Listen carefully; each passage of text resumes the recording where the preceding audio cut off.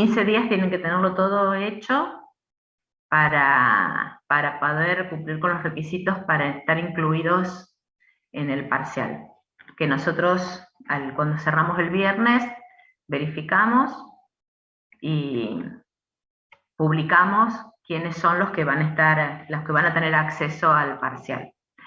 Los autoevaluables, porque también habían estado preguntando de eso, no son obligatorios. Esos los hacen si quieren, esas actividades no son obligatorias. Las que son obligatorias son las lecciones y los videos interactivos. Fíjense que todo eso está escrito en el reglamento, en acerca de la asignatura, en las condiciones de cursado. Bien, entonces vamos a seguir admitiendo algunos, pero bueno, después los puedo seguir admitiendo.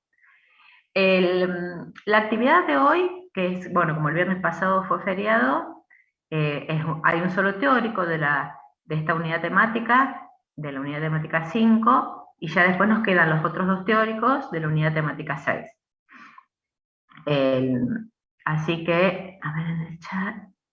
Bien, entonces, si tienen alguna duda de las cuestiones administrativas que los pueda ayudar, si no, empezamos con la clase y después cualquier cosa me preguntan. Sí.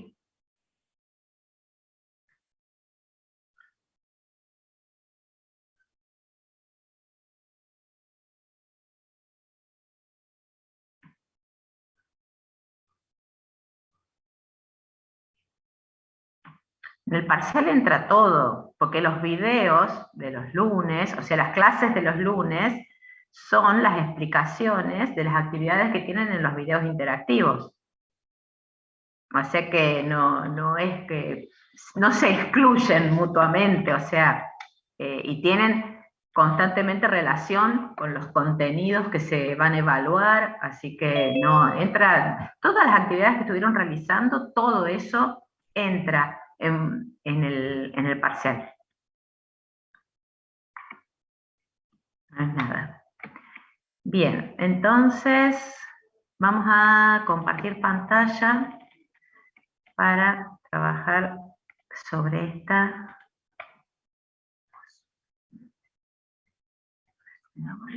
Bien. Bueno, unidad temática 5, ¿sí? Fíjense, como hacemos siempre, en rojo tienen los temas que vamos a tratar hoy, que son definiciones, que siempre hablamos de lo importante de ponernos de acuerdo en las definiciones, porque a veces la bibliografía genera confusión, porque no siempre hay biblioteca para todo, entonces por eso en este espacio nos ponemos de acuerdo con las definiciones e integramos los temas. Y entonces vamos a definir e integrar los temas que están en rojo, que son las definiciones de alimentación y nutrición, componentes de la regulación de los procesos del tubo digestivo, no la regulación completa en función de un parámetro, eso lo vemos el año que viene, sino las regulaciones, cuáles son regulaciones sistémicas y cuáles son locales, así como estuvimos viendo en cardiovascular, cuáles son regulaciones sistémicas y cuáles locales, y en respiratorio también. El mismo concepto lo aplicamos para la unidad temática 5. Después, qué es la fibra dietaria, el rol de la microbiota en estos procesos, y vamos a ver entonces los conceptos del balance energético que tiene relación con las actividades que estuvieras realizando en la actividad con los profes en el ACAP. Todo el resto, que tiene que ver con procesos de motilidad, los procesos de digestión y absorción, de secreción pancreática, secreción salival, todas esas son las actividades que estuvieron haciendo o con los ayudantes alumnos o con los profesores, o que estuvieron también revisando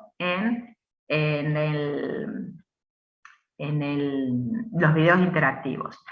Lo que vamos a terminar de completar el año que viene son la parte de lo que son cuando veamos toda la integración, todo lo que serían las partes de los balances y transportes de aminoácidos, lípidos, hidratos de carbono y de todos los microelementos en distintos contextos. Entonces vamos a ver estos conceptos para completar la unidad temática. Y como siempre hacemos en cada unidad temática, volvemos a revisar cuáles son los contenidos que tienen que ustedes repasar de biología humana, que obviamente son todos los que tienen que ver con sistema digestivo. Introducción a la química también tienen un montón, porque ahí ven las estructuras de los macronutrientes. De física, todo lo que tiene que ver con calorías. En bioquímica, cada vez vamos a tener más integración con bioquímica, porque cuando ven absorción, ven mecanismo de transporte a través de membrana, la parte de bioenergética. Si bien no entramos en el concepto de metabolismo, de vías metabólicas, no desarrollamos vías metabólicas, porque eso ya lo vieron en bioquímica, utilizamos todos los conceptos que aprendieron en bioquímica sobre metabolismo intermedio, esas vías metabólicas, los procesos de digestión y absorción de carbohidratos, lípidos, compuestos nitrogenados, así que todo eso repásenlo. En histología, obviamente, todo lo que es histología de todos los tipos de tejidos que tienen que ver con el tubo digestivo, hígado, glándulas anexas, glándulas salivales, páncreas, vesícula biliar, todos, la histología, repásenla, porque vieron que tiene mucho que ver todo lo que son las secreciones, el manejo de las secreciones con la histología. Y anatomía, fíjense que tiene muchísimo, porque desde todo lo que son los procesos de masticación y deglución, todos los componentes que hacen ese proceso, todo lo que tiene que ver con la inervación, con la estructura del mismo tubo digestivo, irrigación, inervación, sistema neurovegetativo abdominal. Nosotros ahora lo mencionamos, pero no mencionamos los nervios, por qué recorrido tienen los nervios. Todo eso, por favor, repásenlo de anatomía para poder ubicarse espacialmente en el proceso que estamos describiendo. Todo lo que tiene que ver, fíjense, con lo que tiene que ver con la parte de egestión, que sería la parte de defecación. También ustedes lo han estudiado, todos sus mecanismos, las inervaciones,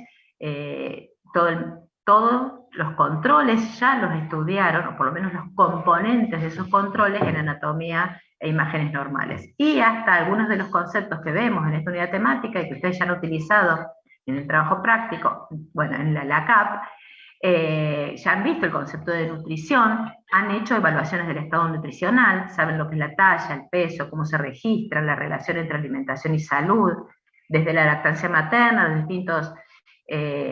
en las distintas etapas de la vida. Ya conocen el concepto de sobrepeso, obesidad, cómo impacta la cultura alimentaria, la seguridad alimentaria, mediciones antropométricas. Fíjense que todo esto que ustedes ya hicieron en la atención primaria de la salud en la PC1, también utilizamos todo eso que ustedes ya hicieron y lo aplicamos en esta unidad temática. Obviamente seguimos integrando dentro de fisiología, porque nuevamente vamos a recurrir a conceptos evolutivos, conceptos biopsicosociales, aplicar el concepto de homeostasis, y volvemos a integrar los procesos celulares y tisulares, porque vamos a estar hablando constantemente, ya de la digestión y absorción, estamos hablando de procesos celulares, tisulares, volvemos a hablar de procesos de circulación, y también tenemos que tener en cuenta que muchos de los nutrientes que vemos hacen, por ejemplo, a los factores nutricionales del eritrón, de la generación de eritrocitos. O sea que internamente también se van correlacionando e integrando todos los conceptos, van quedando vinculados. Pero vamos a pasar a la definición. ¿Por qué hablamos de definiciones? Primero, para poder entender los procesos. Primero ponernos de acuerdo en las definiciones. Y todo esto en el marco de lo que vimos en la unidad temática 1, cuando hablábamos del organismo como un sistema biológico, lo que vamos a detenernos ahora es justamente en estos subsistemas que hacen a la entrada de energía y a la salida de energía, o sea, los desechos, y recordando que este manejo de energía hace al concepto de que somos un sistema biológico negentrópico. ¿Se acuerdan que la mantención del orden, ¿sí?, impacta en la exportación de la entropía, y eso permite mantener la autoorganización y autorregulación del sistema? Y recordar que esa energía es como se distribuyen los procesos de crecimiento y reproducción, que a veces son competitivos entre sí y en procesos de homeostasis. Y lo que vamos a ver el año que viene sería esta última parte, que sería el ingreso a través del sistema nervioso somático de estímulos, comunicación y todo el impacto, ven, todo esto que está en verde, es lo que vamos a ver el año que viene, integrando todo esto que vemos ahora. Entonces, desde la visión sistémica, donde tenemos que conocer los elementos, integrarlos, delimitar el sistema, cuando hablamos de sistema de la nutrición, hablamos de todo esto. O sea que el sistema de la nutrición está compuesto por subsistemas, dentro de los cuales hay distintos componentes o elementos y que están interaccionando esos subsistemas y esos elementos entre sí. Generalmente en los libros, cuando se habla de nutrición, se utiliza como sinónimo de sistema digestivo, pero fíjense que es mucho más que sistema digestivo, porque hablamos del alimento, todo lo que es todo el proceso digestivo que hace a los nutrientes, incluida la defecación, que esos nutrientes son transportados, así que acá tenemos el sistema cardiovascular, que la generación de energía, que es parte del sistema de nutrición, tiene que ver con el aporte de oxígeno, y obviamente los productos de desecho que son eliminados a nivel renal. O sea que en realidad, si vemos el sistema de la nutrición, está compuesto por todos estos sistemas, y la interacción de todos estos sistemas y vinculaciones. Por eso, cuando se habla de nutrición, además de estos subsistemas biológicos, por eso hablamos de conjunto de procesos biológicos, tenemos que pensar e incorporar lo psicoemocional, lo sociocultural, porque es lo que está vinculado directamente con la obtención de esos alimentos, la ingesta, la digestión, la absorción, el transporte, el metabolismo y la eliminación de desechos. Como ven, es mucho más amplio el concepto de nutrición que lo que nosotros homologamos a sistema digestivo. Cuando hablamos de nutrición, entonces directamente vamos a pensar en nutriente. Definición de nutriente: sustancias necesarias para el funcionamiento normal del organismo. Para diferenciarlo de alimentación, donde también es un amplio y complejo conjunto, fíjense que comienza de la misma forma la definición: procesos biológicos, psicoemocionales, socioculturales, pero se limitan ¿a qué? A la selección y obtención de alimentos. O sea que la alimentación sería un subsistema dentro de ese gran sistema de nutrición. Y allí entonces aparece el concepto de alimento, como sustancia que se ingiere por hábito, o sea, el componente de la dieta, de los cuales se obtienen los nutrientes. Así, obviamente que a veces estas definiciones se mezclan, porque cuando uno atiende a la carrera de nutrición o la nutrición como ciencia, toma todo, aborda todo, desde el estudio de los alimentos, todos los constituyentes, las acciones de los alimentos, la posible toxicidad y todos los procesos asociados con la alimentación y la nutrición. O sea que la nutrición como ciencia incluye todos, hasta todo lo que tiene que ver con el desarrollo a veces de los alimentos. Obviamente que ya las definiciones nos están haciendo ver todos los aspectos que llamamos biopsicosociales, que tienen que ver con aspectos históricos, ecológicos, económicos y también evolutivos de lo que es la nutrición y la alimentación en el ser humano. Entonces, si vamos a la perspectiva evolutiva e histórica, que es muy importante, cuando vemos en la filogenia, serían nuestros parientes primos más cercanos, que son algunos tipos de chimpancés. Se acuerdan que hemos hablado en la unidad temática 1, los bonobos, algunos orangutanes, realmente se los relaciona como que son frugívoros. No, los chimpancés sobre todo consumen carne, son omnívoros. Y fíjense, acá en esta rama, acá tenemos todas las primeras ramas de la evolución humana, que tenían una alimentación más parecida a la de los simios, o sea, muy frugívoros, muy poquito consumo de carne, pero fíjense que llega un momento que justamente en la vía evolutiva, Homo habilis erectus ya son Homo, que comienza el consumo de carne, cuando hablamos de Homo habilis, ¿qué quiere decir? Que son los antepasados evolutivos y habilis, ¿por qué? Porque tenían, se observó que podían manejar herramientas. Por lo tanto, eso también permite el desarrollo de otras habilidades que hacen al consumo de carne. Comienza, a partir de esa etapa, el consumo de carne. Y cuando se hizo la correlación del tipo de dieta de todos estos antepasados con la capacidad craneana de los fósiles, que se vincula con qué? Con el desarrollo cerebral, fíjense que tienen, volvemos para atrás, una curva que aumenta en forma logarítmica a partir del consumo de carne. En la historia, obviamente, de la humanidad, aparece, una vez que la civilización comienza a dejar de ser nómada y se ubica en algunos lugares, comienza el consumo de cereales, vinculado a qué? A que se comienzan a cultivar esos cereales. Y ahí comienza a incorporarse en la dieta y a modificarse la dieta por ese consumo de cereales y todos los derivados en esa dieta de ese consumo de cereales.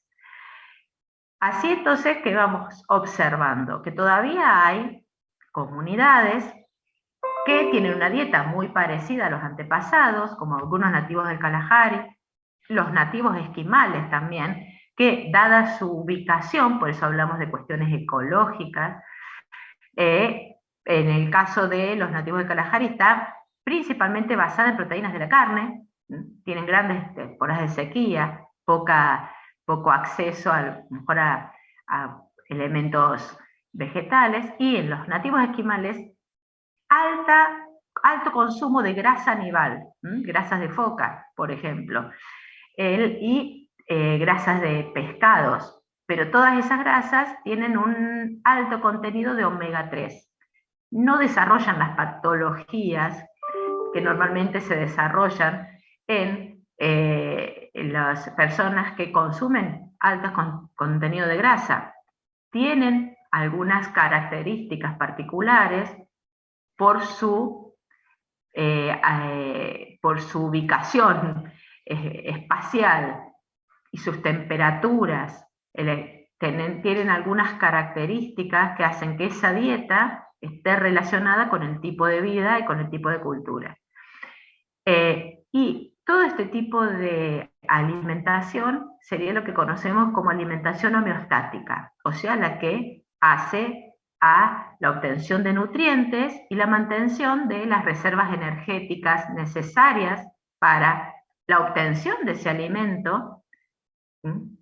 No tienen el supermercado cerca, y la mantención de esas tres funciones que vimos: crecimiento, reproducción y homeostasis.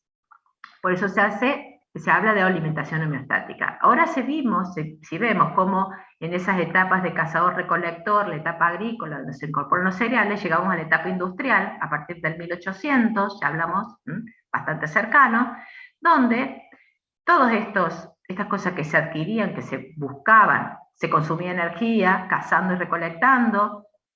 En la etapa agrícola se comienza a incorporar muchos más cereales. Ahora en la etapa industrial se refina todo eso, azúcares refinados, cereales refinados, aumenta muchísimo el consumo de grasas, que justamente no son las mejores grasas las que se comienzan a consumir. Fíjense cómo cambia el consumo de grasas entre el año 1950 y el año 2000.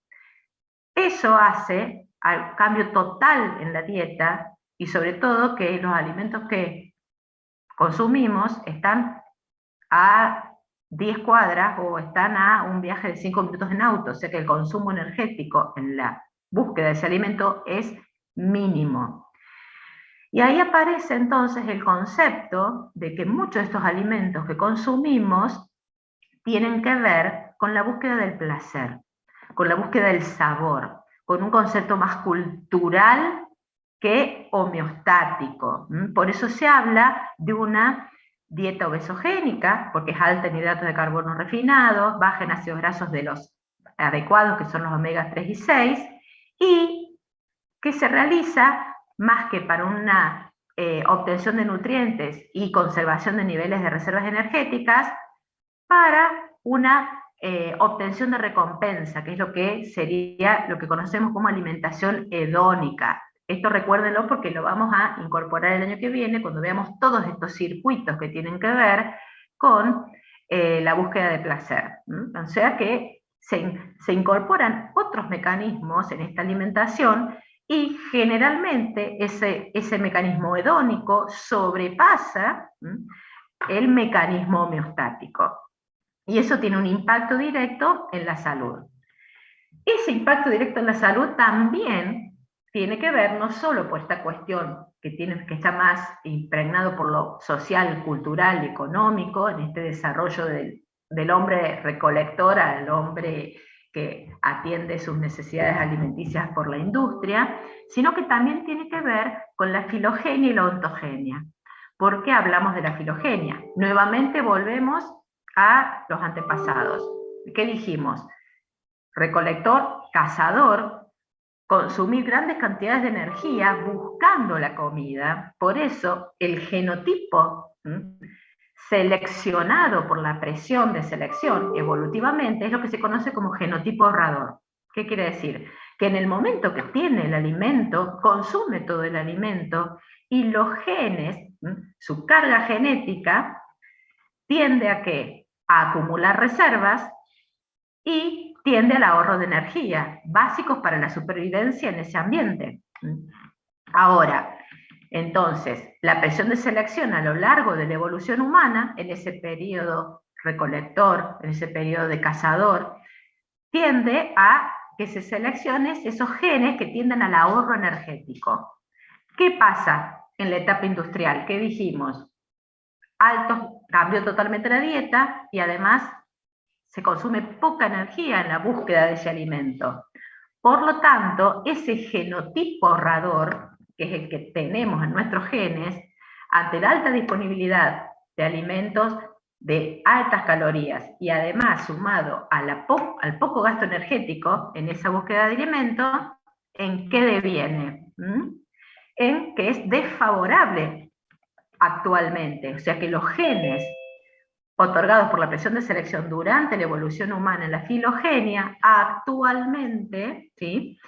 Esos genes que propenden al ahorro energético, dada la situación cultural, social, económica, en grandes sociedades, porque hay otras sociedades que siguen teniendo los mismos, como vimos en el Kalahari y los esquimales, justamente el genotipo ahorrador favorece la adaptación de esos pobladores, pero en la mayoría observamos lo que se conoce ahora como la pandemia de la obesidad. Se explica en términos evolutivos. Y a su vez, también, cuando hablamos de ontogenia, ya se sabe que durante el desarrollo del feto, toda la alimentación de la madre impacta directamente en lo que se conoce como programación genética. O sea que por eventos que ustedes ya han estudiado en genética, que estudiaron en bioquímica, eventos epigenéticos que impactan en ese desarrollo embriológico, una dieta, una malnutrición, una dieta mal balanceada calóricamente, impacta directamente en el desarrollo del embrión, en el desarrollo del feto. Y es tan importante eso que hasta impacta en los hábitos alimentarios futuros, porque todos los componentes de los nutrientes, de los alimentos que consume la madre, son el sabor de esos alimentos. O sea, esas sustancias químicas son percibidos por el feto durante su desarrollo. Por lo tanto, eso impacta en la selección alimentaria de ese niño, que después va a ser impactada, vamos a ver el año que viene, por las costumbres, por el aprendizaje, por imitación, pero ya, por eso hablamos que la ontogenia también tiene impacto en la selección de la dieta y, por un lado, por lo de los sabores, y en el metabolismo por esa programación. entonces vuelvan a revisar todo lo que tienen de epigenética y todo lo que tienen de programación metabólica en bioquímica. Por lo tanto, todo eso tiene impacto en la edad adulta. Volviendo entonces a la visión sistémica, al sistema de nutrición, todo esto que estamos viendo habla de la alimentación como parte de ese sistema de la nutrición, que vamos a terminar de integrar desde el aspecto biológico, psicológico y social el año que viene cuando veamos regulación de la ingesta.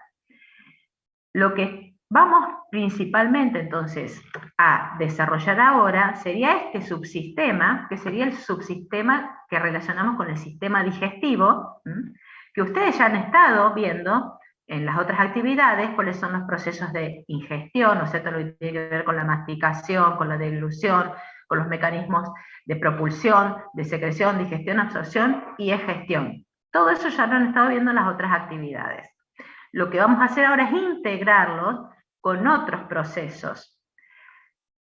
Y esa integración se da mucho a través de la regulación de todos esos procesos en el tubo digestivo. Esa regulación, que tiene que ver con la regulación de la motilidad, de los procesos digestivos, de los procesos absortivos y de los procesos de secreción a lo largo del tubo digestivo y en las glándulas anexas, atienden a un montón de componentes de esos procesos. Y nosotros, ustedes, ya han estado estudiando algunos de esos componentes que impactan directamente en la motilidad, que son las células intersticiales de Cajal.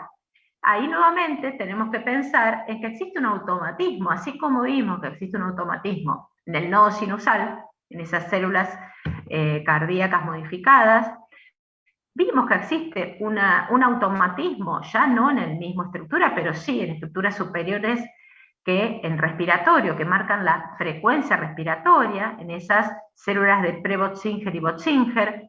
En el tubo digestivo también hay un automatismo que marca un ritmo, que es ese ritmo eléctrico básico, que está dada por las características de generación espontánea y potenciales de acción de las células intersticiales de Cajal. O sea que fíjense que se vuelven a repetir los mismos conceptos. Hay estructuras que tienen automatismo, que ustedes las estudiaron cuando vieron, creo con los ayudantes alumnos, cuando estuvieron viendo todo lo que hace a la motilidad. También tenemos en esta regulación de procesos, además de establecer un ritmo, ese ritmo eléctrico básico, una regulación sistémica. Regulación sistémica que es la misma que vimos en cardiovascular, en respiratorio, que atiende a ¿qué? Al sistema nervioso autónomo y a hormonas liberadas al torrente sanguíneo que impactan en las estructuras que hacen a los procesos de digestión. Y a su vez, ustedes ya por histología y por anatomía conocen que existen estructuras intrínsecas del tubo, como el plexo los plexos mientérico y submucoso, y las células que tienen capacidad, las células del epitelio del tubo digestivo, que tienen capacidad de secretar péptidos principalmente, que se conocen como enteroendocrinas, que obviamente las relacionamos con la regulación local, así como vimos regulación local del flujo, regulación local en el sistema respiratorio, acá también hay una regulación local o intrínseca del sistema nervioso entérico y las hormonas gastrointestinales. Entonces nos vamos a, como automatismo, ya lo estuvieron viendo, vamos a referirnos a principalmente los componentes, o sea, los elementos de esa regulación sistémica y de esa regulación local de los procesos digestivos.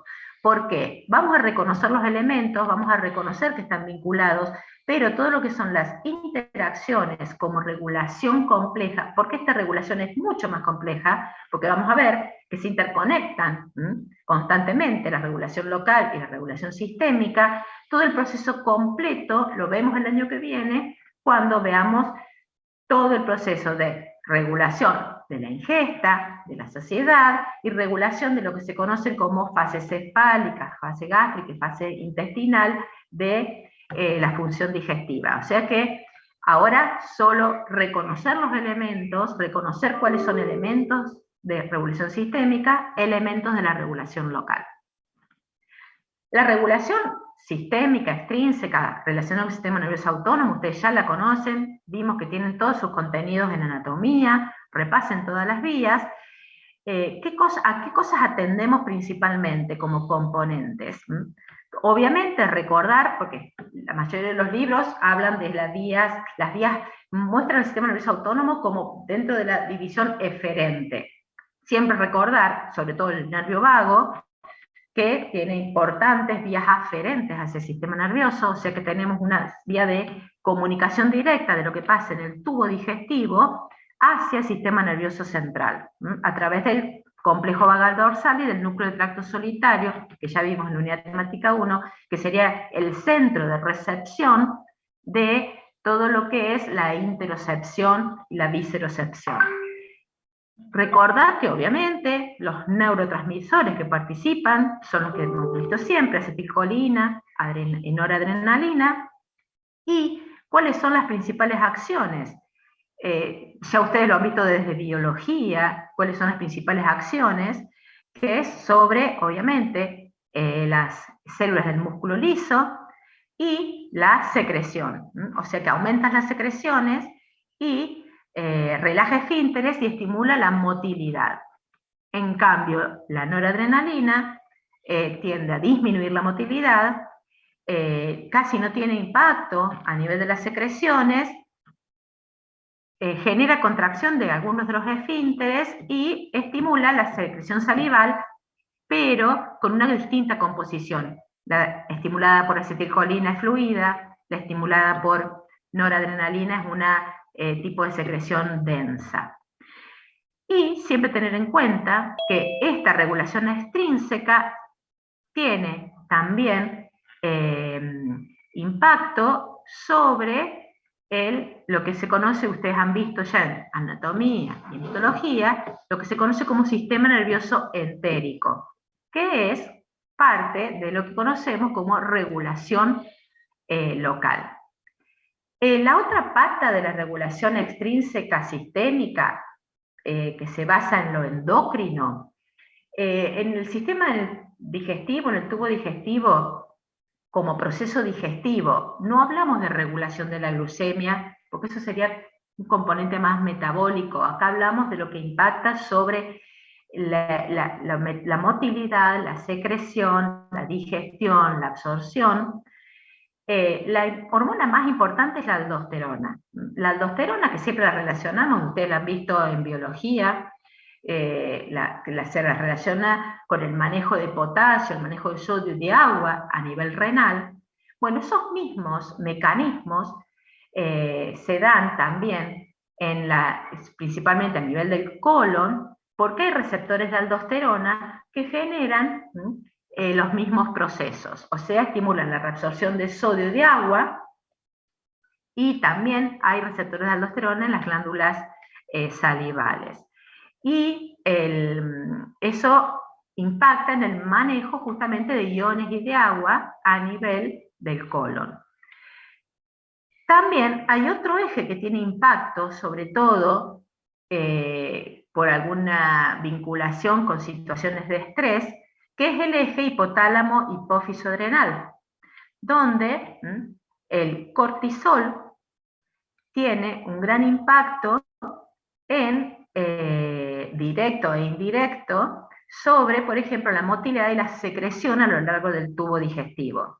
¿Por qué directo? Porque si bien conocemos principalmente el cortisol, que es el que impacta de forma indirecta porque modifica la composición de la microbiota, modula la permeabilidad a través de manejo de la microbiota, impactando en la composición, libera este eje un mensajero que se llama urocortina, que ese tiene un impacto directo.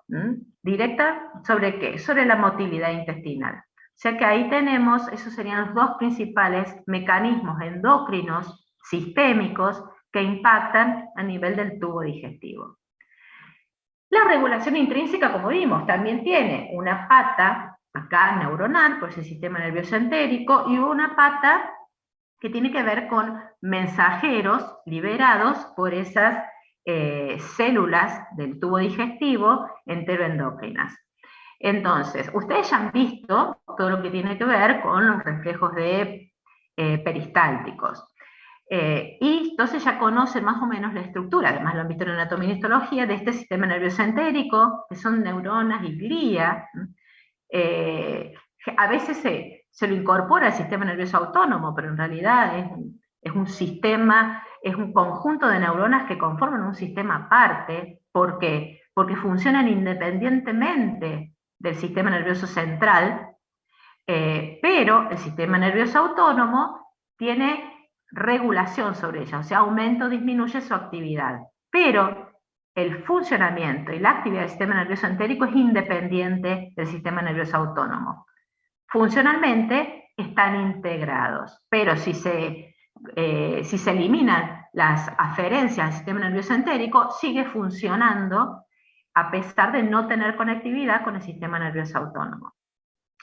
También estudiaron, cuando vieron con los ayudantes, que entonces cuando hablamos de sistema nervioso entérico, hay neuronas que reciben información. ¿Qué tipo de información? La distensión en el tubo digestivo, o están vinculadas a quimiorreceptores que sensan pH y los componentes de la digestión.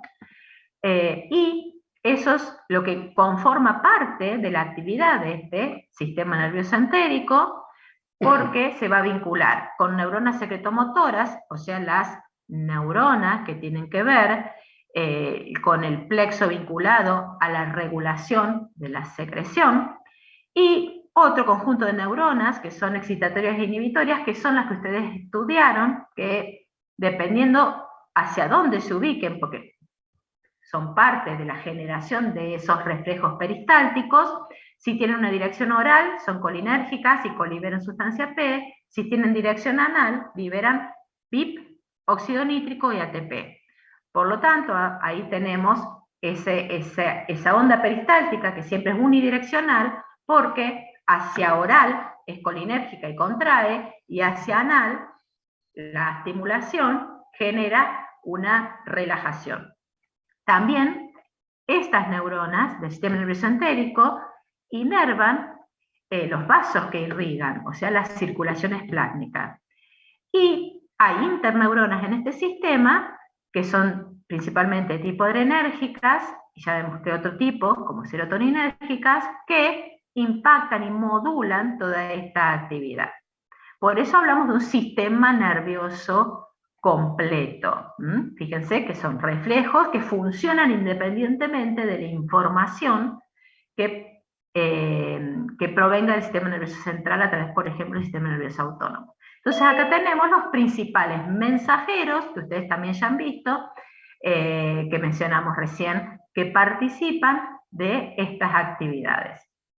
Y de allí surge esto que conocemos como funciones del plexo mientérico, que tiene impacto, que tiene conjunto de neuronas inhibitorias excitatorias, pues son los que tienen impacto directamente sobre esta generación de las ondas peristálticas, mantienen el tono de la contracción, la intensidad del ritmo. Si bien el ritmo es generado, se acuerdan, por ritmo eléctrico básico, son los que mantienen la tonicidad, la intensidad de esas contracciones rítmicas.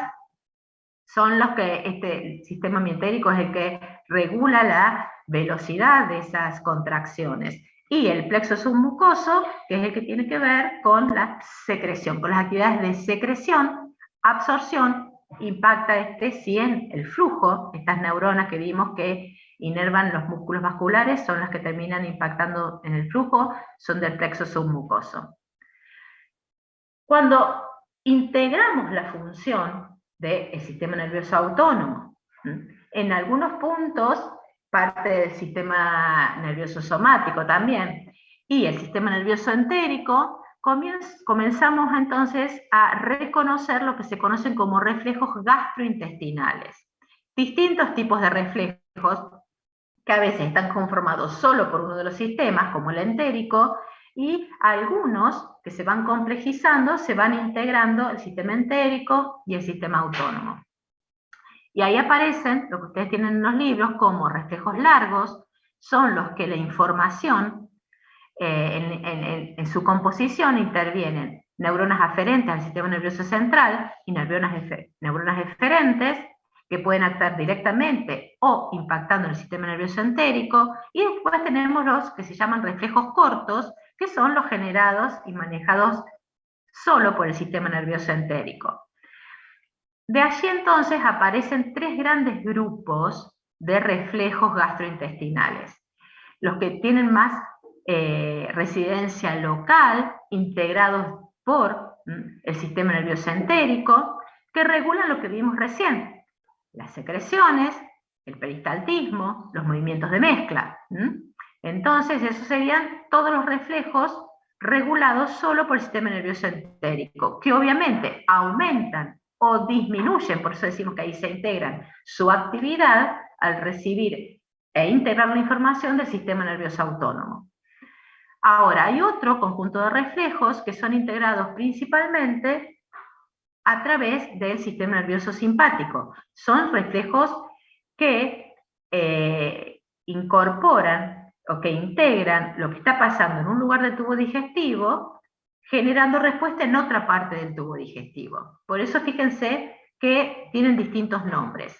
Gastrocólico, enterogástrico, les está diciendo cuáles son las estructuras de ese tubo digestivo que se están relacionando.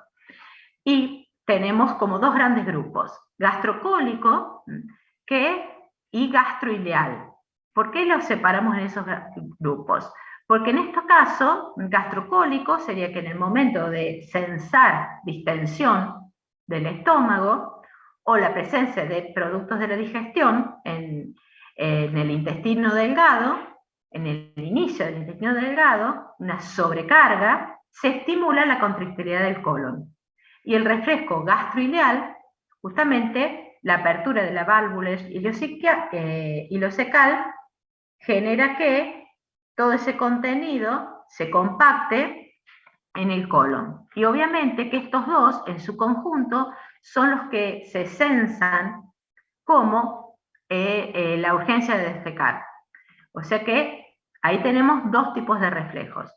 Por el otro lado, tenemos el enterogástrico y el colon ileal. En este caso, distensión del colon o del intestino, que generan una información hacia atrás. Sería una información que regula la motilidad gástrica y la secreción de ácido gástrico. Y en el caso es en el enterogástrico, y en el colon ileal sería el mismo concepto. La distensión del colon inhibe el vaciamiento ileal. O sea que constantemente se están generando estos dos tipos de reflejos.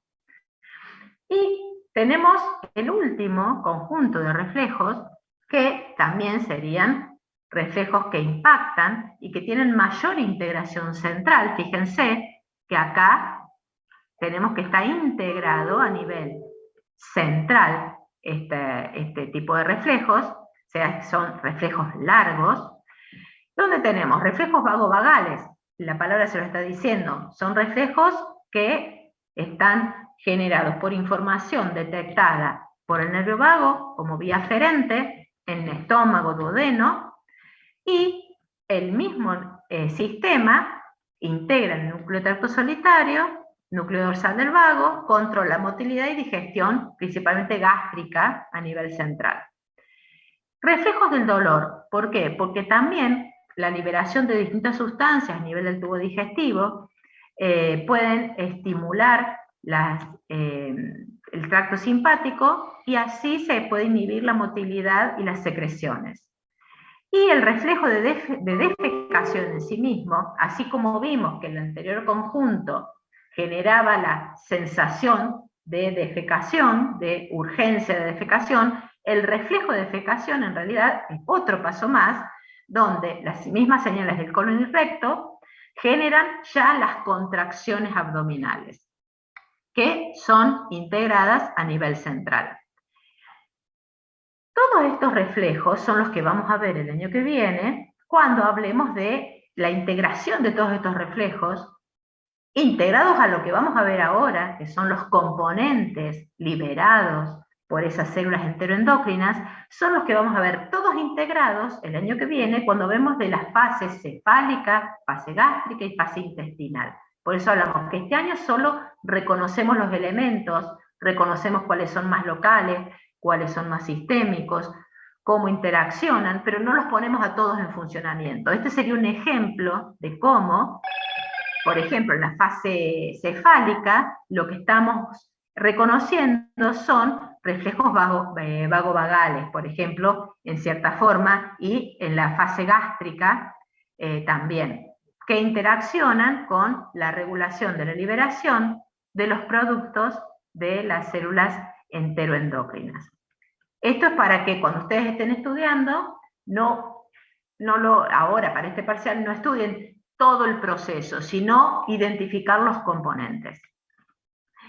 Y en esto que hablábamos recién, que se van sumando estos reflejos que se estudian independientemente, tenemos que tener en cuenta que, fíjense, muchos de ellos generan ese movimiento en masa y la estimulación parasimpática es la que termina regulando la defecación. O sea que funcionalmente están integrados, por más que nosotros los subdividimos para analizarlos.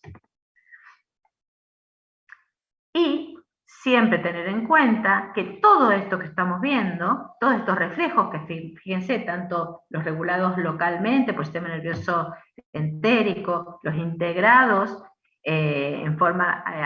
por el sistema simpático, pero que regulan la motilidad del tubo digestivo, y los integrados en el sistema nervioso central, todos terminan teniendo impacto de los estados emocionales, de las decisiones, que impulsan a la búsqueda de alimento, como la sensación de hambre, todos los efectos, el sistema cognitivo y emocional, como hemos visto desde la unidad temática 1, tienen impacto en todos los tipos de reflejos que regulan la motilidad y las secreciones en el sistema gastrointestinal. Como ven, reflejos largos y reflejos cortos son todos modificados, aumentados, disminuidas su actividad por el sistema cognitivo y el sistema emocional.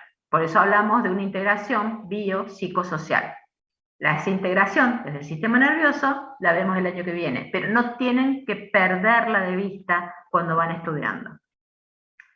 ¿Qué nos queda? La regulación intrínseca, que tiene que ver con los péptidos intestinales, o sea, con los mensajeros químicos que liberan ese sistema enteroendocrino, esas células enterocromafines que ustedes estudiaron, cada uno y cada subtipo y su composición en histología. Vamos a recordar lo que el funcionamiento en general, por más que hay muchos subtipos, tienen básicamente el mismo mecanismo. Todas van a tener un sistema de detección, ¿sí?, de detección de señales que están en la luz del tubo digestivo, señales que provienen de productos secretados por ellas mismas, productos de la digestión, productos de la microbiota, que obviamente tienen receptores específicos, que son los que están marcados acá, ¿no? Son receptores que tienen que ver, a veces son los mismos transportadores de los productos de la digestión, a veces receptores específicos, que van a generar diferencias del potencial de membrana, generan la exocitosis de las vesículas que contienen los péptidos, y esos péptidos, que vamos a ver cuáles son, van a tener acciones autócrinas, o sea, sobre las mismas células que regulan su propia liberación, parácrinas sobre los enterocitos u otras células enterocromafines cercanas, neurócrinas porque estimulan, por ejemplo, al nervio vago, y endócrinas porque algunas de ellas son liberadas al torrente sanguíneo que irriga el tubo digestivo. Por lo tanto, todos son péptidos los que se generan, pero no todos esos péptidos son hormonas intestinales. ¿Por qué? Porque solamente consideramos hormonas intestinales aquellas que van a terminar en ese torrente sanguíneo. Y cuando se liberan en el torrente sanguíneo, ya van a tener acción local, y vamos a tener que cuando son hormonas, tienen impacto en tejidos periféricos. O sea que fíjense que ahí son locales para la regulación del tubo digestivo, pero pasan a ser mensajeros químicos sistémicos porque están regulando otros procesos. Por ejemplo, acá vamos a dar un ejemplo concreto para que ustedes lo puedan aplicar al resto de las células enterocromafines. Acá tenemos célula intestinal L. ¿Qué tenemos? Receptor que sensa, un receptor que generalmente son muy parecidos, acoplados a proteína G, que sensan presencia de algún tipo de nutriente. Ya vamos a ver algunos ejemplos de estos tipos de receptores. Y cuando lo vemos más de cerca, no solamente tenemos los que están acoplados a proteína G, que sensan productos, por ejemplo, de la microbiota, como los ácidos grasos de cadena corta, sino también los transportadores de mismos aminoácidos, de glucosa, de fructosa, también están y funcionan como receptores que modifican al potencial de membrana de la célula, y eso es lo que genera la secreción de estos péptidos. En este caso elegimos la de L, que libera GLP y PI.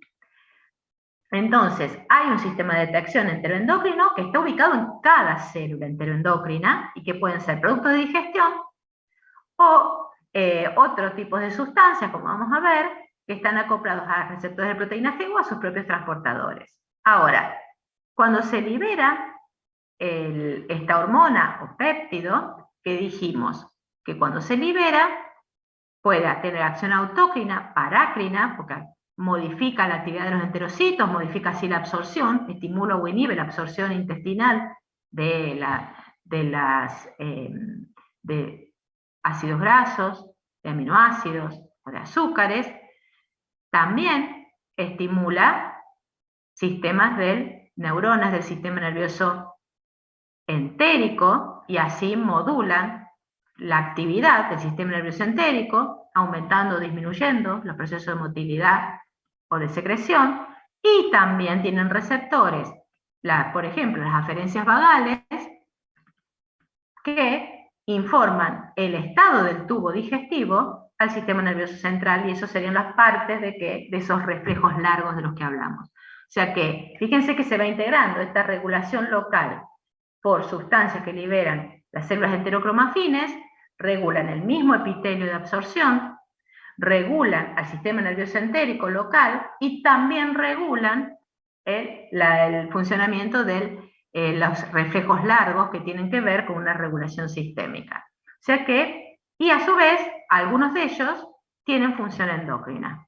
Fíjense cómo se va complejizando, vamos sumando y todos estos componentes se van integrando entre sí. Se van sumando de tal forma que, como vimos, algunos, como la grelina, van a activar tanto las neuronas aferentes como a través de vía sanguínea, llegan ¿a dónde? Al hipotálamo y regulan el hambre.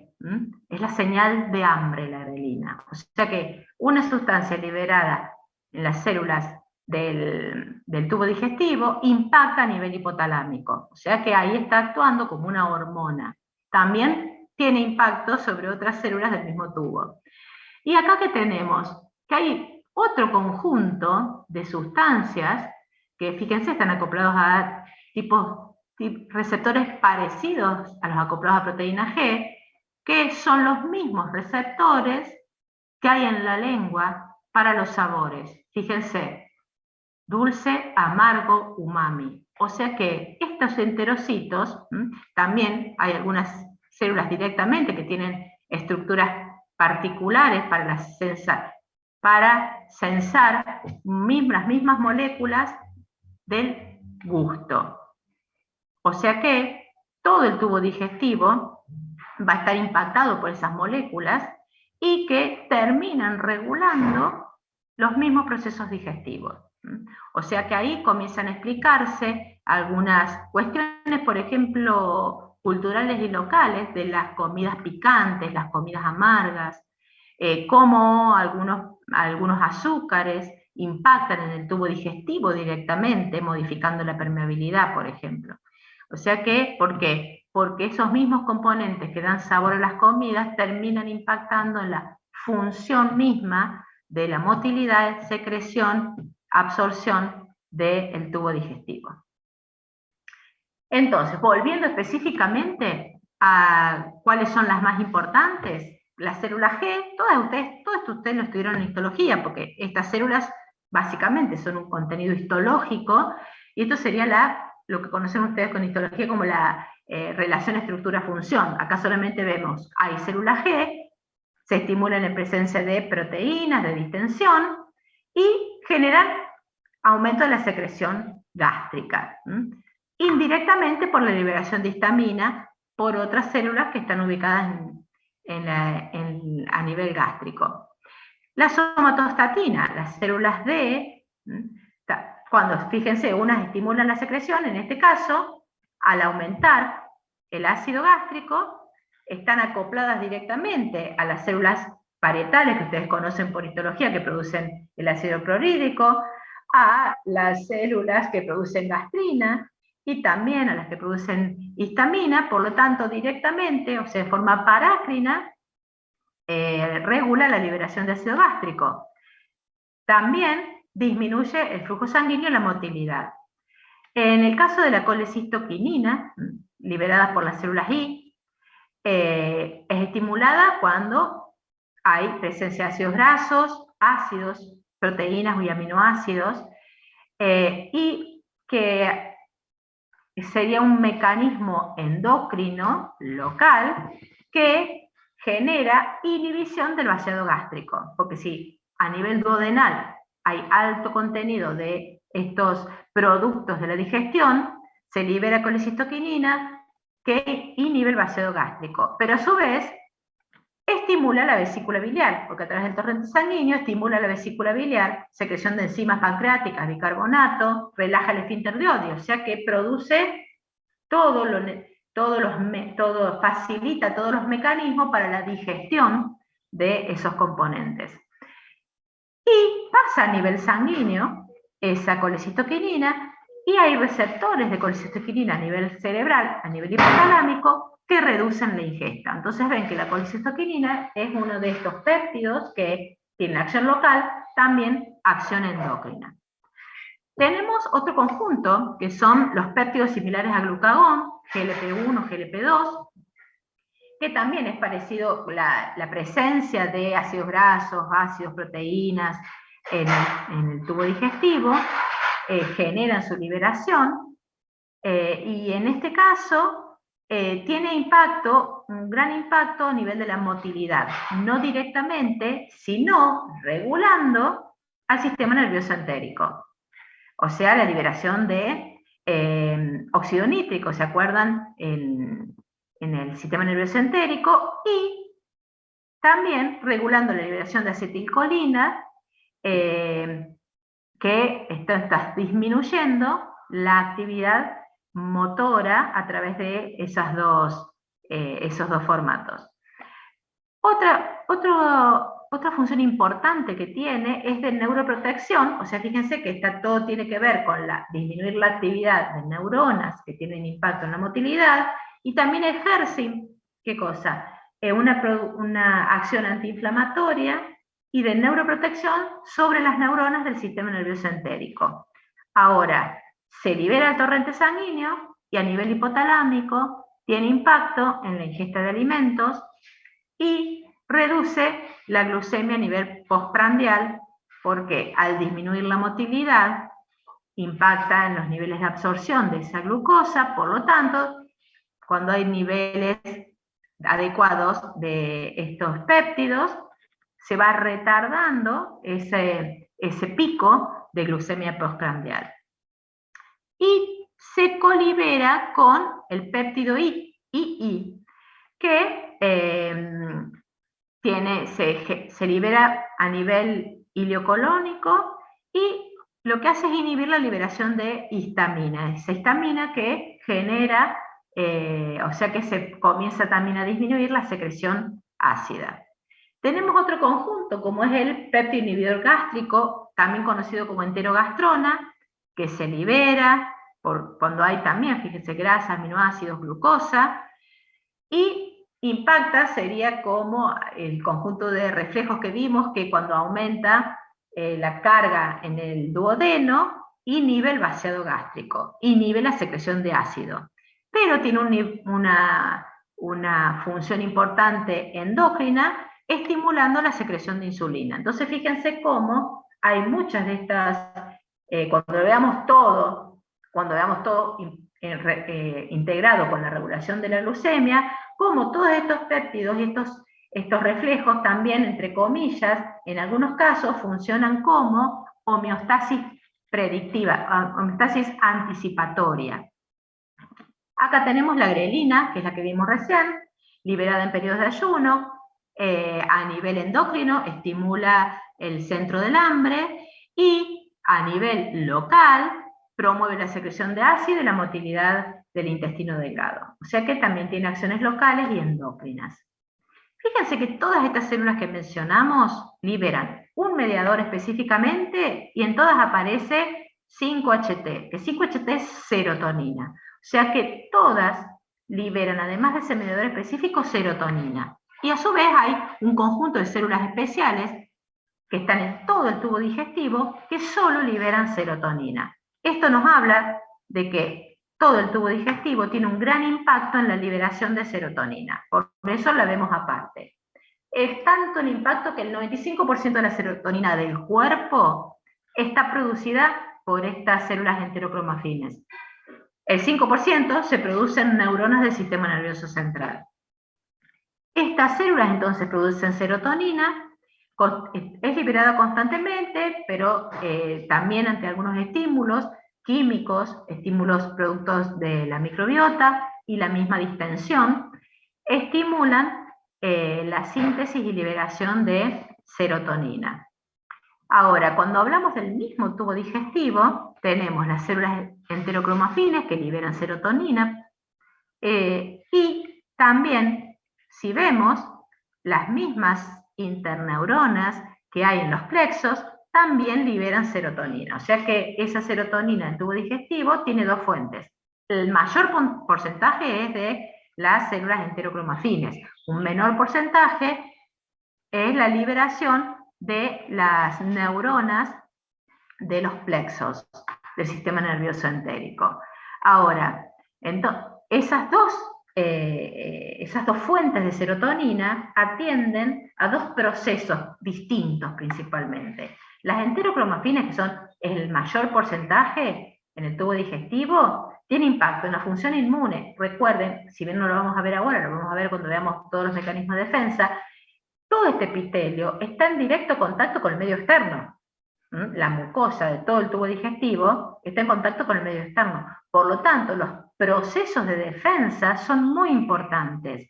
Y la regulación de las funciones que tienen que ver con la inmunidad, que tienen que mantenerse en un balance adecuado entre lo proinflamatorio y lo antiinflamatorio, es muy importante. Y en este caso, la serotonina tiene un rol muy importante en esa regulación. Tanto en las regulaciones para mantener el equilibrio entre la producción de citoquinas, que algunas de ellas son proinflamatorias, y la activación de las mismas células inmunes. Por otro lado, esa serotonina liberada por el plexo tiene acciones neuroprotectivas. Entonces, y estas acciones neuroprotectivas, ¿qué quiere decir? Que tiene acciones antiinflamatorias, que protegen a las neuronas de ese plexo mientérico. Esas células enterocromafines que liberan serotonina, a su vez, esa serotonina es liberada, impacta sobre células cercanas, o sea, tiene acciones autócrinas, parácrinas, pero a su vez hay transportadores, que son estos que ven acá, SERT, que son transportadores de recaptación, a través de los cuales atraviesa el endotelio, llega al torrente sanguíneo, pero en el torrente sanguíneo ingresa principalmente las plaquetas. O sea que en el torrente del flujo esplácnico hay gran cantidad de serotonina, un poquito libre, pero la mayoría es captada por las plaquetas. O sea que hay una gran cantidad de serotonina retenida en las plaquetas. Toda esta serotonina, si la vemos en todas las funciones que tiene, fíjense que tiene impacto en la motilidad y en el reflejo peristáltico, en las secreciones, en las secreciones tanto del epitelio, del enterocito, como vemos acá, porque tiene acciones parácrinas, como también pancreáticas, generan vasodilatación, porque tiene receptores también en los vasos de la circulación esplácnica, tiene impacto en la inflamación, como dijimos recién, protección y mantenimiento de la mucosa, o sea que tiene impacto a todos los niveles. Esto hablamos de lo local. Ahora, vimos que esta serotonina también impacta en el nervio vago, en las vías aferentes vagales, o sea que va a regular los mecanismos mediados por el sistema nervioso entérico como los mediados por el sistema nervioso autónomo. Y a su vez, vimos que impacta en el contenido plaquetario de serotonina, que promueve la hemostasia a nivel sistémico. Y a su vez, esa serotonina circulante va a tener impacto cuando pasa como hormona que circula, va a tener impacto a nivel óseo, que lo veremos cuando veamos hueso, y a nivel digestivo, pero que lo hace de forma endocrina, en la regeneración del hígado, de las células hepáticas.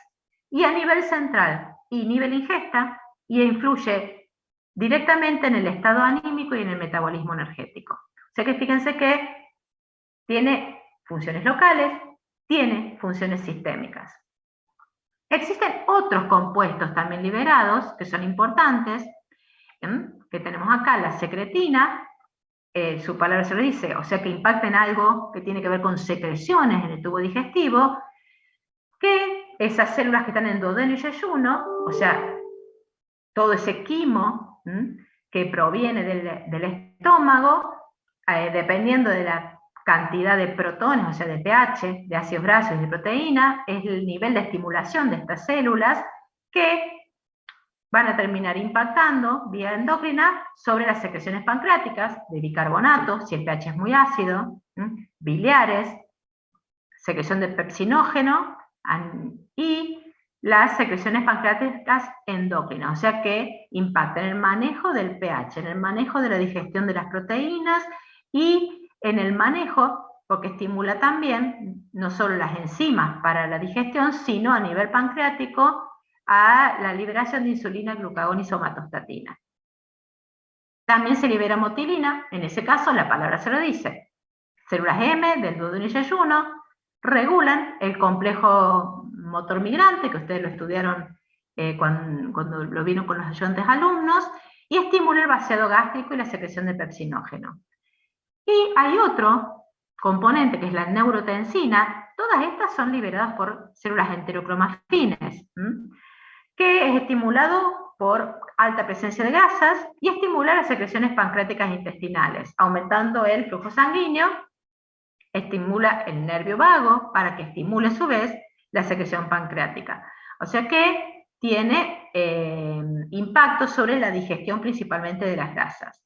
Existen otros mensajeros liberados por el tubo digestivo, pero no por las células enterocromafines, sino por ejemplo por la mayoría de los enterocitos, que se llama apelín. Fíjense que se libera a la luz del intestino e impacta sobre ¿qué? Sobre los procesos de absorción, principalmente de glucosa. Y a todo el epitelio se liberan prostaglandinas, que van a impactar principalmente en los niveles de secreción, secreción ácida, regulados por histamina. O sea que acá sumamos otros dos mecanismos. Y fíjense que muchos de esos mecanismos, de esos mensajeros, impactan en las circulaciones plásmicas, que no vamos a referirnos mucho, pero tengan en cuenta que no solamente en el proceso de digestión, de secreción, en procesos sistémicos, sino también impactan en la regulación local de las circulaciones plásmicas. Y esa circulación, principalmente, ¿cuáles son los mediadores que impactan sobre esa circulación? Colecistoquinina, VIP, gastrina, secretina, y obviamente los mismos mecanismos de regulación del flujo que vimos, principalmente en los periodos digestivos, gran utilización gran demanda de oxígeno, disminuye la presión parcial de oxígeno y eso genera que haya una vasodilatación a nivel de la circulación esplácnica. O sea que siempre tener en cuenta que todos estos procesos digestivos, sí, tiene que funcionar bien el tubo, pero a su vez la circulación que está irrigando al tubo digestivo. Si nosotros nos ponemos a ver y unimos todo lo que vimos solo para hablar de la motilidad, fíjense, estos serían todos los componentes que interaccionan y regulan la motilidad del tubo digestivo. Fíjense que está como diseñado como un mapa conceptual y tenemos desde el sistema nervioso entérico, sistema nervioso autónomo, sistema nervioso central, porque hablamos de la activación del eje, ¿se acuerdan del cortisol y de la urocortina? Distintos, acá tenemos los distintos neurotransmisores que participan, las hormonas que participan, que mencionamos recién, y acá aparece la microbiota. La microbiota, productos de la microbiota que vimos recién, que terminan impactando en la generación, por ejemplo, de serotonina, o la misma presencia de lipopolisacáridos que inhibe la peristalsis. O sea que tenemos un impacto directo de la microbiota sobre la regulación de la motilidad. Y eso nos lleva al siguiente tema, que es definir qué es la microbiota y cuál es su relación con la fibra dietaria. Entonces, lo importante de tener en cuenta en esto es que, si bien hablamos del cuerpo humano, cuando hablamos de las células que componen el cuerpo humano, son ampliamente superadas por la cantidad de células que conviven simbióticamente que no son humanas, o sea que son de otros taxones.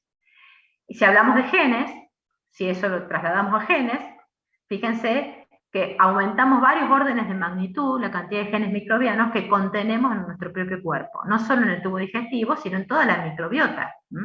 Por eso definimos como microbiota el conjunto de especies de microorganismos en un entorno definido, o sea, puede ser la microbiota de una maceta, del tubo digestivo, de la piel. Fíjense que entonces tenemos distintos tipos de microbiota, dependiendo, obviamente, en el respiratorio, en el tracto reproductor. Tenemos distintos tipos de ecosistemas, llamándolo así, cuando hablamos de la microbiota. Cuando se habla de microbioma es un concepto un poco más amplio, a veces se utilizan como sinónimos, pero ¿por qué? Porque se incorpora, además del conjunto de especies, las condiciones ambientales y los productos que devienen de la síntesis, que devienen de la presencia de sus genes. O sea que es un concepto un poco más amplio, pero se utilizan a veces como sinónimos. Obviamente que tenemos que referirnos a ellos como una coevolución simbiótica. Y vamos a ver por qué simbiótica. Porque fíjense que ya nombramos desde el inicio muchas veces microbiota, que tiene impacto en un montón de funciones. Ahora vamos a ver lo importante que son esas funciones. Por lo tanto, tenemos que ver que a nivel del tubo digestivo, ¿sí?, ese ecosistema generado por estos conjuntos de especies de microorganismos, distintos microorganismos, no siempre es igual a lo largo del ciclo vital. En el útero, inútero, en el desarrollo prenatal, prácticamente es estéril el intestino, ¿sí? Y a partir del evento del nacimiento, comienza a incorporarse a ese tubo digestivo distintos elementos, distintos componentes de esa microbiota que devienen directamente de la madre. O sea, a través del canal del parto ya comienzan a incorporarse elementos a esa microbiota.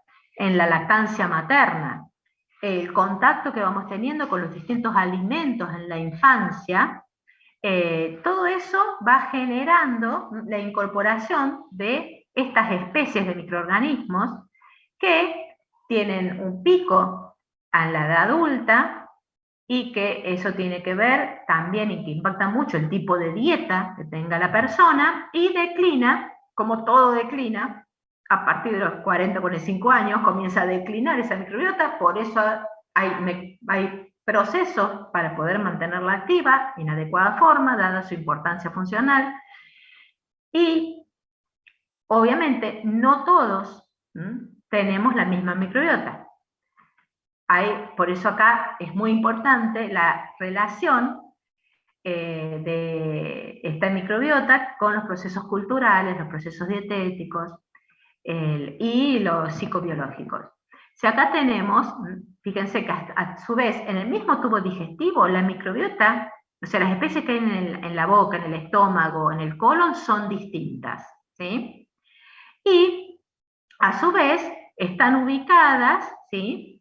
Esas especies compitiendo con microorganismos patógenos. Por eso también esta microbiota es un componente de la barrera intestinal inmunitaria. Esos microorganismos podemos tener muchos subtipos, pero hay algunos que son los más importantes, los que más tenemos, que no son patógenos, salvo que el sistema inmune del individuo disminuya mucho, pero hay especies de Clostridium, de Lactobacillus, de Enterococcus, de algunas Escherichia coli no patógenas, o sea que hay un montón de especies que están colonizando el tubo digestivo.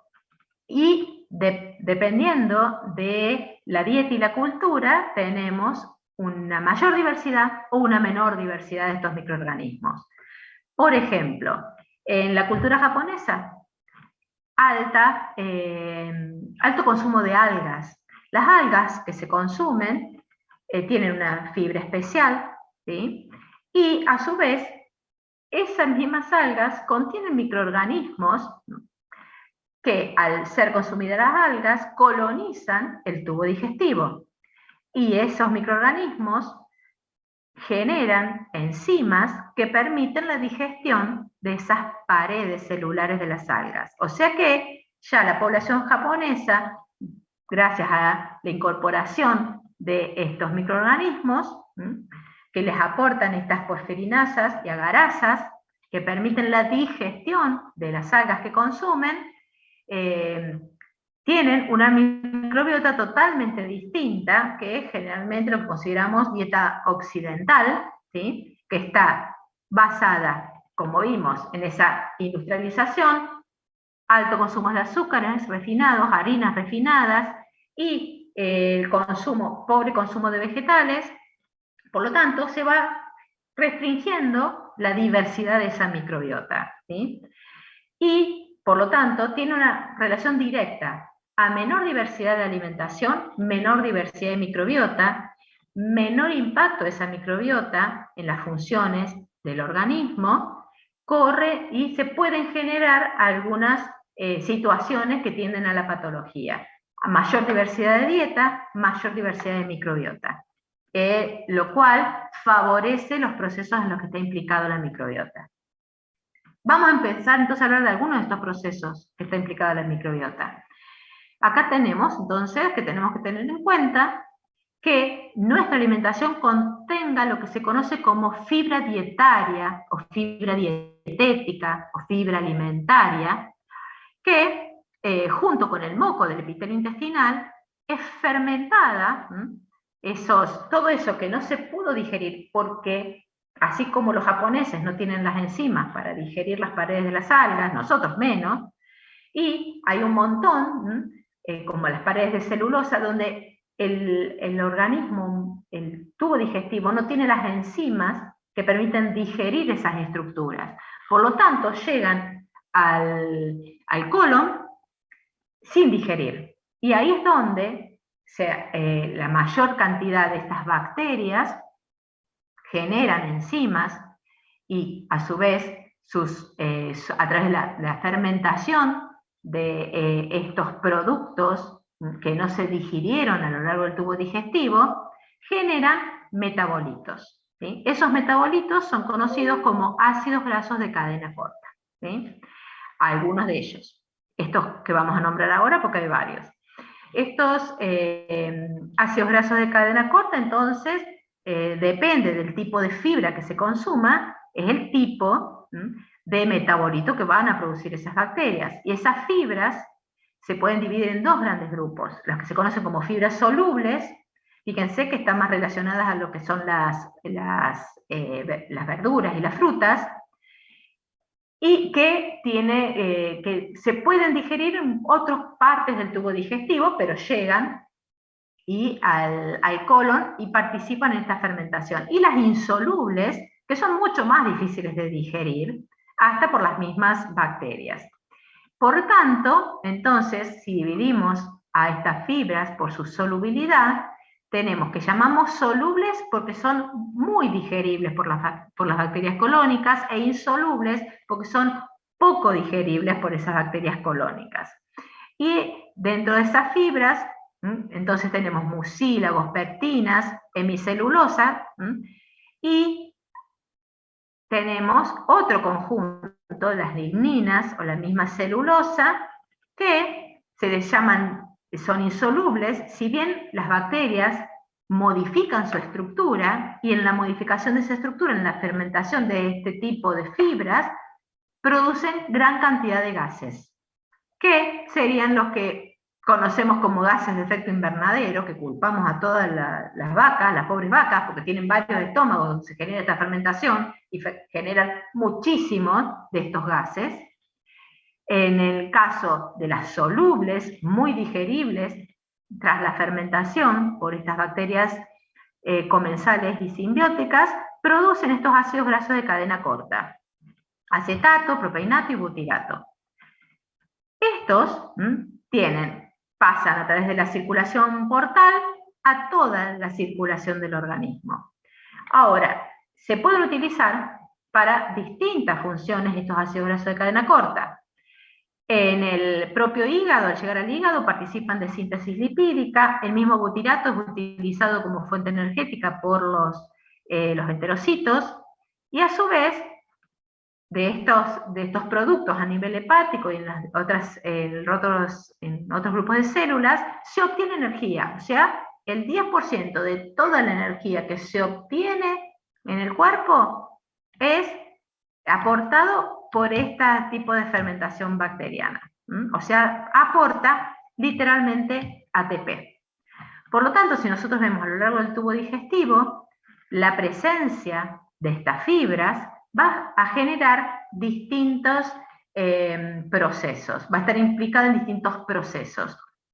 A nivel del estómago, cuando uno se alimenta con una comida rica en fibras, produce distensión gástrica. Esas fibras en el estómago producen distensión gástrica, por lo tanto, producen todo esto que vimos antes y que tiene efecto sobre el vaciamiento gástrico. Y a nivel central, genera la liberación de los mensajeros en el tubo digestivo, que a nivel central generan la sensación de saciedad. A su vez, porque la distensión del estómago, ya vamos a ver el año que viene, las fibras aferentes vagales informan al sistema nervioso esa distensión, y eso genera el reflejo del vaciamiento, y así se genera a su vez la sensación de saciedad. En el intestino delgado, fíjense que genera,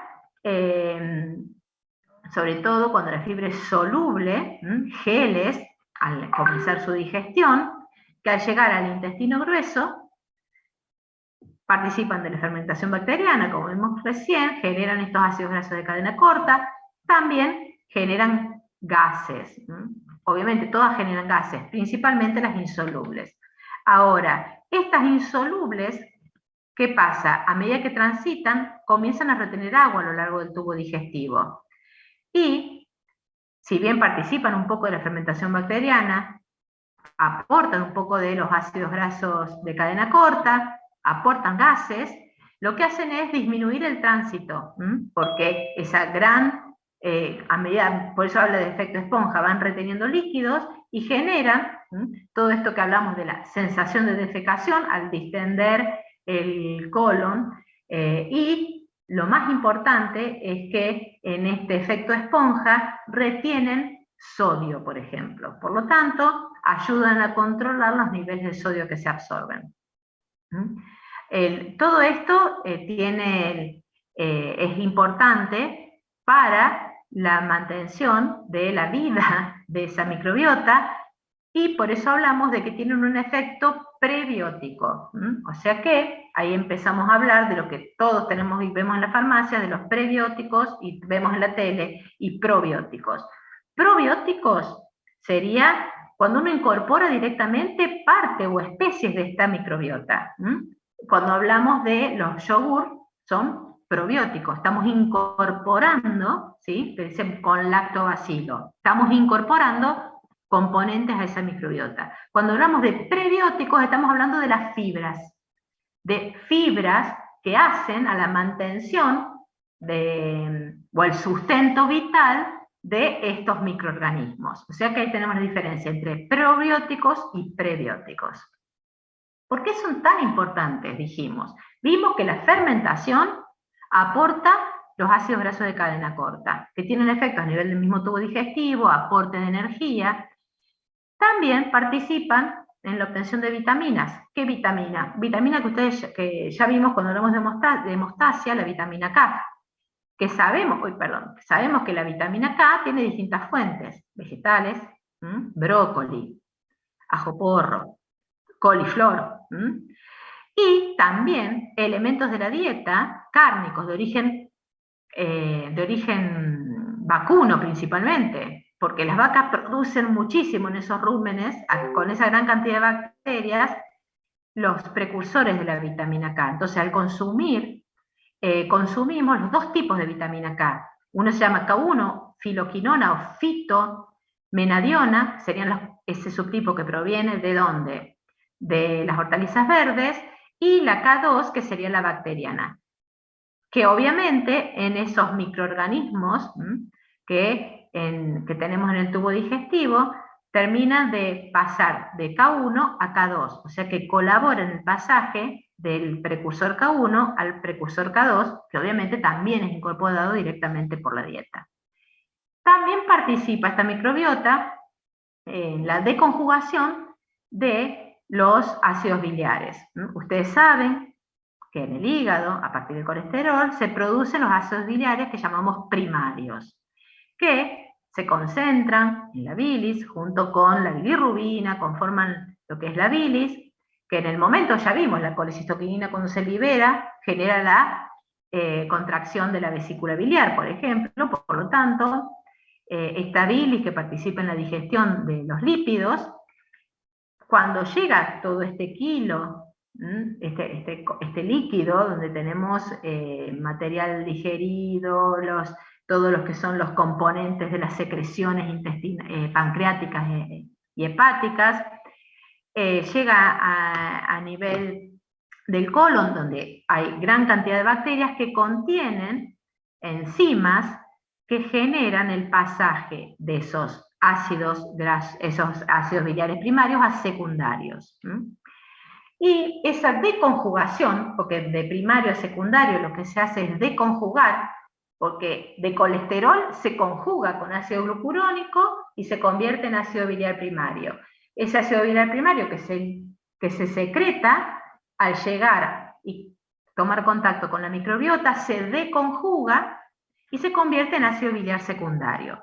Ese ácido biliar secundario es reabsorbido por el circuito enterohepático, que ustedes conocen de anatomía, y al pasar a la circulación, tiene efectos endocrinos, esos ácidos biliares secundarios, que regulan procesos metabólicos, regulan la circulación, la misma circulación a través del hígado, impactan en todo lo que tiene que ver con la modulación de las funciones de las células enterohepáticas. O sea que ese ácido biliar secundario tiene efectos regulatorios. ¿Qué nos falta ver? Acá aparece, dice colina TMA. Y obviamente cuando hablamos de colina, ustedes ya han visto,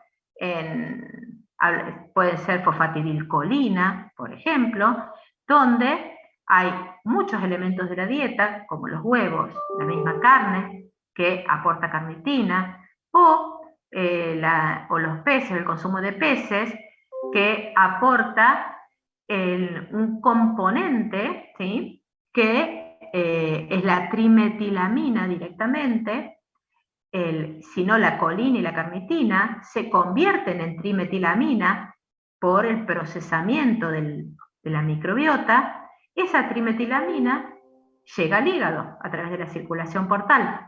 Y en el hígado se convierte, se oxida, por eso aparece esto mismo que nosotros consumimos del pescado, sería la trimetilamina oxidada. Pero el hígado también oxida la que produce la microbiota. Es transportada por sangre, puede ser utilizada por algunos tejidos y es excretada principalmente por orina. Lo que se encontró es que esta trimetilamina oxidada es un factor de riesgo porque favorece la generación de placas ateroscleróticas. Ahora, eso sucede cuando la eliminación está disminuida, o sea, cuando se acumula esta trimetilamina debido a que la excreción está disminuida por falla renal. O sea que solamente se considera de riesgo para personas que tienen insuficiencia renal. Y falta el manejo de los aminoácidos. ¿Qué aminoácidos principalmente? Aminoácido esencial, triptofano. Y ese triptofano es precursor de 3 componentes importantes: serotonina, quinaurina y los indoles. O en forma directa o en forma indirecta. En forma indirecta se genera serotonina y quinaurina. ¿Por qué? Porque los productos, bueno, me estoy adelantando porque es la próxima diapositiva, ese triptofano depende de la vía metabólica, depende el microorganismo que lo tome, genera algunas de estos 3 componentes. Serotonina, que es la que hablamos antes, cuando en las células enterocromafines, los productos de algunos tipos como Clostridium, Streptococos del mismo tubo digestivo, liberan sus metabolitos, y eso es lo que activa la secreción de serotonina. ¿A qué nivel? En el colon. Por eso podemos ahora sí discernir que a nivel del resto del tubo digestivo, principalmente los metabolitos que actúan sobre las células que liberan serotonina son los productos de la digestión. Pero a nivel del colon, principalmente activan la secreción de serotonina los productos metabólicos de la microbiota. ¿Qué es la quinaurina? No vamos a hablar de serotonina porque vimos antes la cantidad de efectos que tiene. ¿Qué es la quinaurina? Principalmente el lactobacilo a nivel del colon produce peróxido de hidrógeno, acá tenemos, acá, y ese peróxido de hidrógeno en realidad inhibe, ¿sí?, la producción de este ácido. Y entonces, bueno, pero en realidad está eliminando la producción de algo, pero es bueno porque si está aumentada la producción de ese ácido, atraviesa la barrera hematocefálica, produce neuroinflamación, neurodegeneración, y por eso se lo correlaciona los bajos niveles de lactobacillus con enfermedades del espectro autista, el origen del mal de Alzheimer y algunos casos de depresión. O sea que fíjense que la dieta que mantiene a algunas poblaciones de ciertos microorganismos de la microbiota terminan impactando en el sistema nervioso central y en la salud mental. Y eso es lo que se está estudiando actualmente de forma muy importante.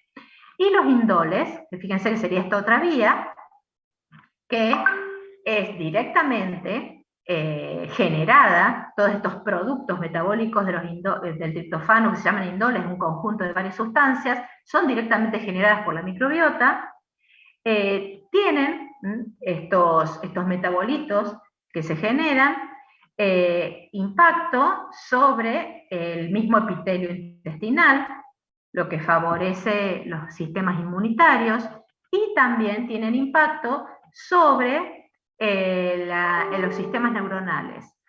Por eso, en este caso, la baja producción también puede estar relacionado con algunas patologías a nivel del sistema nervioso central.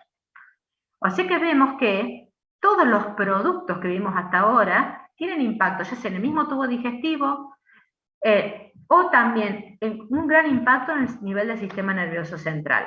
Obviamente, todo esto que vimos vinculados al metabolismo del triptofano, lo más importante es consumir triptofano, porque si no, no se va a producir ni serotonina, ni indoles, que tienen efectos benéficos sobre el sistema nervioso central. Y fíjense que donde hay huevos, carnes magras, como el pollo, el atún, lácteos, y acá tenemos las legumbres, también en cereales, frutos secos, chocolate, pero el chocolate negro, 70% o más.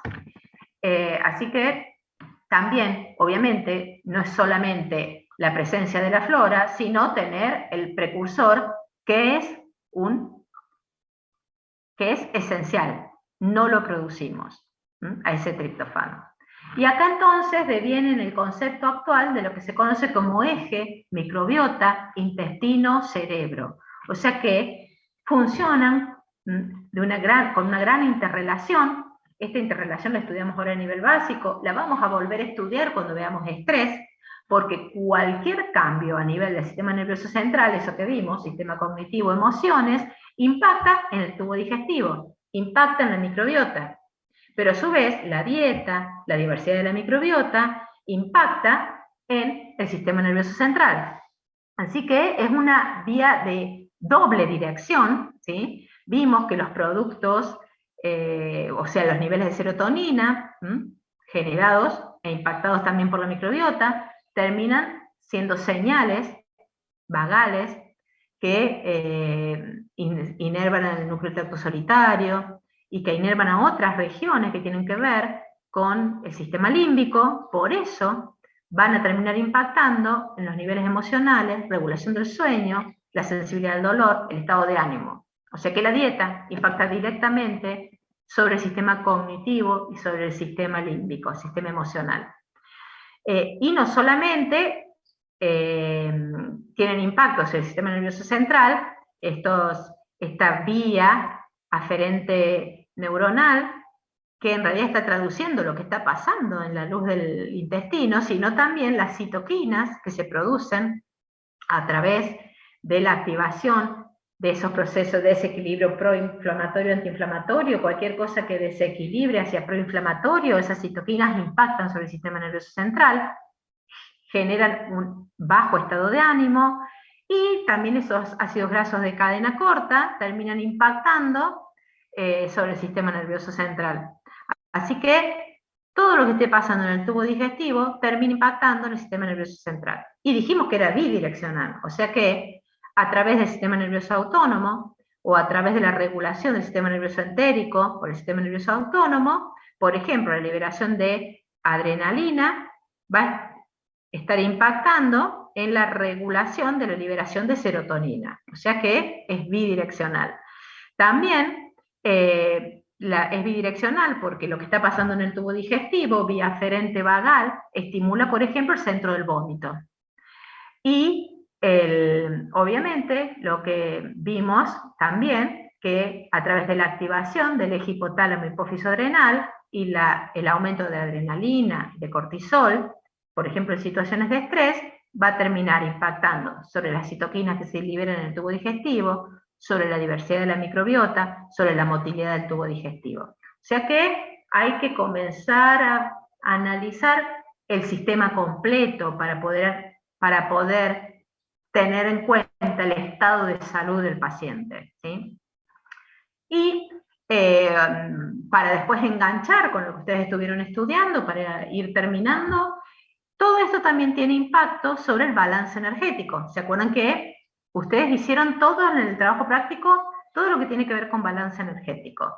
Y vimos recién que esa microbiota aporta el 10% de las kilocalorías que ingresan en ese balance energético. Obviamente que dependiendo de la microbiota, ¿sí?, va a ser mayor o menor el ingreso de ese aporte calórico. O sea que cuanto más productora de metano sea la microbiota o la dieta, ¿sí?, va a ser como se genera gas, pero no se termina de fermentar, hay más kilocalorías disponibles. Por lo tanto, hay una correlación entre el tipo de microbiota y la generación de obesidad. También impacta esas bacterias, sobre todo las lácticas, en el manejo del colesterol. ¿Por qué?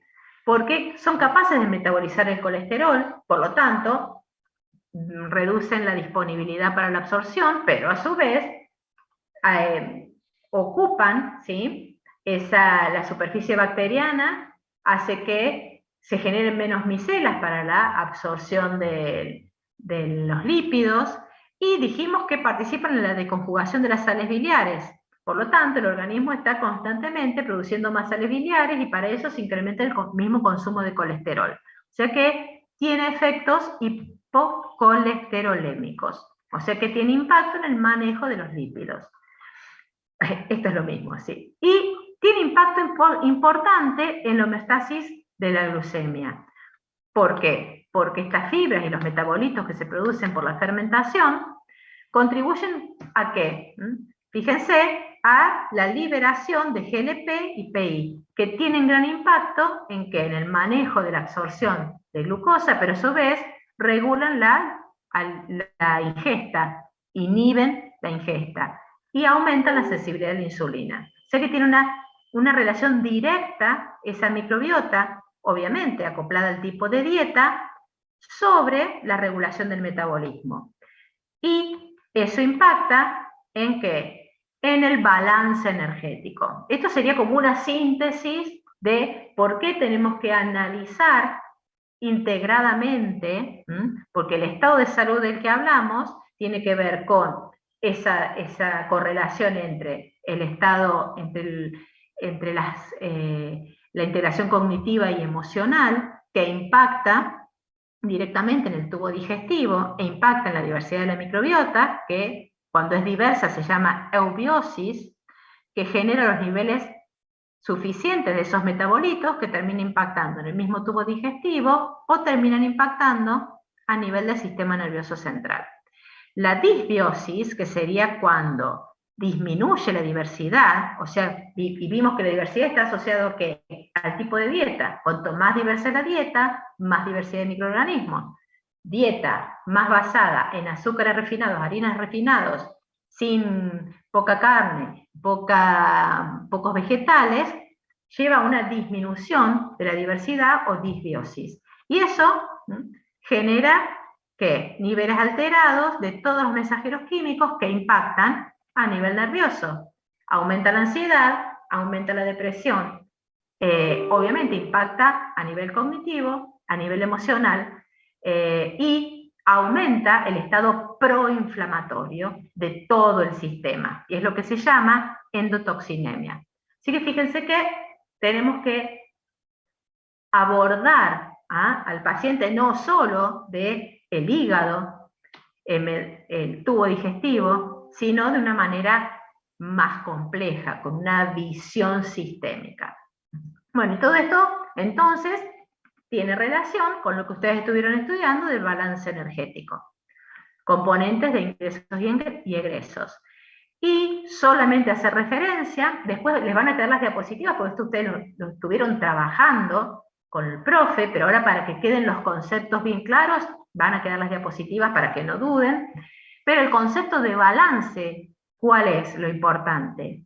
De que en el organismo, cuando hablamos de balance energético, o sea que estamos hablando de kilocalorías, no estamos hablando de los nutrientes, sino solo kilocalorías, porque hablamos de balance energético, hablamos de que el sistema tiende a que el ingreso de energía, que es solamente por ingesta, ¿sí? Hasta la microbiota, que decimos aporte ese 10%, en realidad es por la ingesta, y el egreso, que vieron que es por 3 fuentes: la mantención de los procesos básicos de ese metabolismo basal, por el movimiento, por el ejercicio, ya sea voluntario o involuntario, y el asociado a la dieta, porque ¿qué tiene que ver? ¿Qué relación tiene? Si bien aporta, pero también se queman calorías durante el proceso de digestión. O sea que eso es parte del egreso.